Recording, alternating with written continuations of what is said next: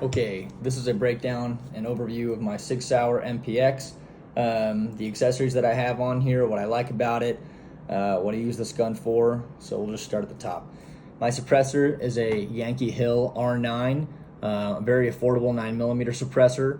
I bought this gun before I got the can because I found it used locally for a really good price for like $1,400, and it was a Gen 1 8-inch MPX, and it was just a really good price. So snagged it, and then decided that I've got a gun this short, chambered in 9mm. It needs a can, right? Every sub gun, PCC 9mm, needs a suppressor. So Yankee Hill R9 came to the rescue. Like I said, pretty inexpensive. Not like the highest performing 9mm can on the market, but it suited my needs, and it still does, and I have no complaints really. So for my suppressor mounting system, I have Yankee Hill's Phantom QD, both their muzzle device, their flash hider, and the adapter that goes onto the can. I have the full version instead of the K version. If you notice, my suppressor is tucked underneath my handguard. This is a Midwest Industries MPX 8-inch handguard. The MPX K with the 4.5-inch barrel comes with a short handguard, ends right where the barrel does, and I just don't like the ergonomics of having my hand that close to my handguard on a K, on the MPX K. So I figure if I'm going to dedicate a can to this gun, I might as well get a handguard that allows me to get a better purchase on the gun and get my hand as far out on that handguard as possible for better recoil management and just for better overall controls. That's what I like. So that had a little bit of trouble getting my suppressor to fit with this handguard, not because of the handguard necessarily, but just because when you have M-lock, you have a screw that protrudes in, to the handguard from the outside. So my BCM grip here, you can't quite see it in there, but the screws, when I had the K version of the Phantom, the short version, the screws were contacting the suppressor, and it made it so that I can't, for one, the handguard wouldn't fit, and it wasn't gonna work the way I wanted it to. So I got the full-size Phantom adapter that makes it so there's enough space between my M-lock screws and the adapter that it fits. And then on my on my light mount, I actually had to take a Dremel and mill down the screws that my air socket mount used to interface with my M-lock, because they were also scraping against the suppressor. So I had to do a little bit of modification to make this work, but it's worked perfectly, and there's no contact. Even with some barrel flex, there's no contact between my M-lock screws and my suppressor, which is pretty nice. All right, let's go to my light. My light is a Malkoff Devices MDC E1HT V2. It's a pretty small head. Lumen output, I'm pretty sure, is only about 500 or 600. I need to check the specs on this. I'm not overly familiar with the Malkoff Devices and all the stuff that Arisaka sells, because I use mod light on pretty much everything else. This is my only Arisaka light body. I can't even remember what the light body model is called. It's the smaller one that's comparable to the mod light 350 body, but overall smaller package, and it's a lot lighter. It's a pretty lightweight gun. Decided to just keep it light overall. Didn't need like super high lumen output, so that's the smaller light. On light, I've got a Surefire UE tail cap running to a mod button light, and then I've got this on an MCX Arisaka Picatinny offset mount. What's kind of funny is the profile of this handguard. This like 3 o'clock, not quite 3 o'clock, more like a 2 o'clock M-lock position is already angled upward. So even though my light mount is straight, it angles itself upward to be pretty close to the bore of my gun. So it's a good solution. I like it a lot. And if you notice, that was originally FDE. I spray painted it black because that was the one I had on hand, and I didn't feel like getting rid of an FDE one, buy a black one. So it's painted. My grip, like I mentioned, is a BCM vertical grip. Why is it called vertical when it's angled? I don't know. That's a question for BCM.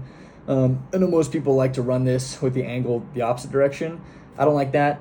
The natural position of your hand when you're C-clamping is forward, and that means that this angle is backward. So that makes sense to me to have that angle backward. That's more comfortable for me. go down to my barrel. I mentioned that I bought this as a Gen 1 8-inch MPX. A lot of people might be asking me, why the heck would you go from an 8-inch to a 4.5-inch? Well, because I wanted to keep my overall length down while having a tucked suppressor. So sold the 8-inch barrel and then bought a 4.5-inch barrel from a guy locally. Kind of odd. His actually was originally also 8 inches, but he had it cut down to 4.5 inches. But he has had his smith cut it down to threaded to half by 36, which, if you're familiar with barrel threads, is not very common. Half by 28 is pretty ubiquitous for 9mm. So fortunately, Yankee Hill makes a half by 36 muzzle device, so that worked out pretty well. I kind of wish this was a Gen 2 MPX, because then I could use the Inled We Trust adjustable gas block, but pretty much everything that Inled We Trust makes is for the Gen 2 and ups or Gen 3 MPXs, so I'm kind of limited in what I can change out in terms of my gas and barrel and stuff like that, because it's Gen 1. But even subsonics, supersonics, it cycles everything no problem. I also use both Gen 1 and Gen 2 Sig MPX magazines, the original Lancer ones that came with it. I don't know if I think these are both Gen 2s. Anyway, I haven't had any cycling problems with any magazines. I know some people reported having issues with different Gen magazines with different Gen MPXs. I haven't had any problems, fortunately. I also have a rubber rail ladder on there. I just like to have a little more grippy on the top of my thumb when I'm shooting. On most of my carbines, for cable management, I use a piece of goon tape wrapped around here so my thumb's not rolling on the cord. On the MPX, for whatever reason, this cord just doesn't make its way up there, so there's no reason to have anything managing that cable. I don't have to put anything there. So that works out pretty well. All right, keep going back. Let's just talk about the MPX. No, start with the optic. We're up top anyway. Optic is an EOTech EXPS 3.0. Okay, I have mixed feelings about EOTechs. My biggest tip with them is battery life. I originally got this gun to serve as a home defense weapon. I have since replaced it with my Sig MCX Rattler, which I'll just briefly mention here in a second. My issue with EOTechs is battery life. I don't want to have to worry about turning on an optic in a home defense situation. You're already waking up, hypothetically, out of the dead of night. You're asleep, waking up. I keep my MCX stock or my brace folded and on safe. So the number of steps that I have to go through to get to my defensive position with my gun ready to go, I want to cut down as many steps as possible. So having to worry about turning my EOTech on because I'm concerned about saving my battery life is not something I want to worry about. They only have about 600-hour battery life, and I don't want to worry about it dying, and I don't want to have to worry about turning it on, because their automatic off function, I think, I can't remember if it's 4 or 6 hours. Either way, I just don't want to have to worry about that. So on my MCX Rattler, I have a Romeo 4T, which has shake awake and a much, much longer battery life. So I can just leave it on, it'll save its own battery, and the moment I pick it up and move it, my reticle clicks right on. That's not an option I have with the EOTech, so I don't use EOTechs for anything home defense. Awesome optics otherwise. Obviously, reticle is very clear if you don't have an astigmatism. The reticle itself is great. I want the 665 or 68 MOA circle with that center dot for anything home defense because of good reticle quick acquisition. That's why I have the 4T on there. I like the reticle option. So those are my feelings on EOTechs. I still want an EOTech. I like the idea of having one, and I have no reason to change it on this gun. So it's a good optic. All right, let's go down to the lower really quick. Lowers on MPXs are unique. The MPX was built, the way I understand it, to be kind of like a competitor to the MP5. Generally, okay, I say this is a totally unfounded opinion. I've never shot an MP5. I don't own one. I have a sample size of the MPX of exactly 1. In my opinion, the MPX outclasses the MP5 for a few different reasons. The magwell, for one, is flared and huge on the MPX, so that inserting a mag in the MPX is a breeze. It's a huge magwell. The MP5's magwell is barely large enough for the magazine to go in by itself, so that's one ease of use function that I really like about the MPX. The other being an ambidextrous bolt release. I've got my last round bolt hold open on a spent mag. All I do is insert that magazine and drop that. We'll do that one more time. Insert it in and drop it. It's that easy. So because it has AR manual of arms, it's a much more usable gun to the user, and that's what I like about it. That, in addition to the fact that on an MP5, if you're doing a reload, you've got an empty mag, you have no last round bolt hold open, you have to use the charging handle to open the bolt, lock it to the rear, insert your magazine, and then, of course, who doesn't want to slap it to let it go? But either way, your steps, you've got several more steps that take more movement to reload an MP5 that you just don't have in the MPX. I think the really only advantage that the MP5 has over the MPX is the recoil. MP5 being a roller delayed blowback weapon is obviously going to have less recoil than a piston gas operated weapon like the MPX. Other than that, they're pretty comparable, but I think this outclasses it just by a little bit. If you own an MP5 and you disagree, that's great. Shout out why. I don't care that much. This is the one I have and I like it. So, yeah, let's see what else about this. Oh, my trigger. Even though this is a Gen 1 MPX, the Gen 1 MPX trigger sucks. It's so heavy. It's like 8 pounds, and I hated it. So I bought the Timney trigger that was made for the MPX, threw that in here, and I love it. Got no problems. We'll just go over a trigger pull.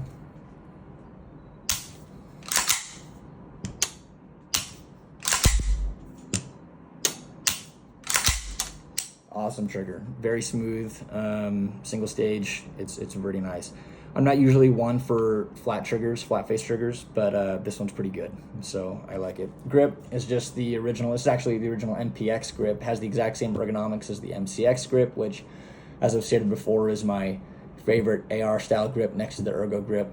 So I really like that. There's no reason to change it out. Another nice thing about the MPX is I've got ambi controls for my magazine release. So if you're a lefty, that's a nice feature to have. I'm a righty, doesn't matter much to me. Charging handle is the Radian Raptor for the MPX. That is almost like a must-have upgrade for the MPX, in my opinion. The MPX OEM charging handle blows. It's got a lot of up and down play, and it's just not smooth to cock the gun with if you're loading from a closed bolt. It's a must-have upgrade, in my opinion. So, okay, stock is just the MCX Minimalist Plus stock. If you notice, there's a bunch of paint on here because it used to live on my MCX. I've since switched my MCX stock to the collapsible one. Yeah, good stock. I don't need anything with a adjustable length of pull. This is a perfect length of pull for me, and it's really comfortable and it's super solid. Yeah, good stock. Love the MCX stock. I think I've gone over everything. This gun I primarily use, right now it's pretty much just a really expensive range toy since I've replaced it as my home defense. I've replaced this with my MCX Rattler as a home defense weapon. So this is a lot of fun to shoot because it's cheap. I can shoot subsonic 9 for less than I can shoot regular FMJ supersonic 300 blackout.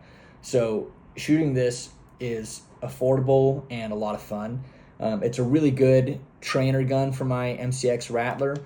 My Rattler has pretty much identical ergonomics from my length of pull to my grip and the grip feel to where my hand lands and my hand guard to, because they both have AR style controls, my manual of arms, my felt recoil, and my ergonomics are almost identical. So because of that, the MPX makes a really good one-to-one trainer gun for my MCX Rattler. Because this is so expensive to shoot, I don't want to blow through a bunch of subsonic or even supersonic 300 blackout because it's pricey. I can blow through a lot of regular, 115 grain or 124 grain 9mm for a lot cheaper than this. So it's a good trainer gun for that reason. I also use this as a good intro gun for people who have never shot before or just getting into firearms. I take a lot of people shooting for the first time, and this is pretty much hands down everyone's favorite. We shoot anything from 22, 9mm, 380, 5.56 to 300 blackout all the way up to 308.